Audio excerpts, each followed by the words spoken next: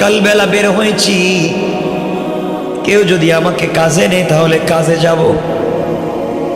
আল্লাহর পয়গম্বর চোখের পানি ছেড়ে কাঁদলেন আর বলেন, আহারে আমার মেয়ে ফাতেমা, আজকে তার ঘরে খাবার নাই, মানুষ খাবার নষ্ট করে।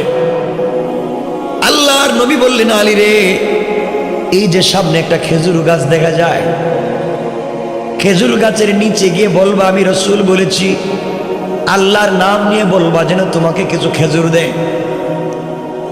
হযরতে আলী দৌড়াইয়া খেজুর গাছের নিচে পৌঁছে গেলেন। গিয়ে দেখেন খেজুর গাছে খেজুর থাকবে তো দূরের কথা, একটা পাতাও নাই। গাছ যেন মরে দাঁড়িয়ে আছে, মনে একটা খেজুর গাছ। আলীর মনে বিশ্বাস ছিল আল্লাহর পয়গম্বর বিশ্ব নবী পাঠিয়েছেন, বিশ্বাস ছিল আল্লাহর উপরে। খেজুর গাছের নিচে গিয়ে সালাম দিয়ে রাসূল পাকের সালাম পৌঁছে দিয়ে বলেন, খেজুর গাছ, নবীজি বলে দিয়েছেন আল্লাহর হুকুমে আমাকে কিছু খেজুর দেওয়ার জন্য। বলতে দেরি হয়েছে, রিওয়ায়াত হলো এমন সময় এই খেজুর গাছ থেকে তাজা তাজা খেজুর গাছের নিচে পড়তে দেরি হয় না।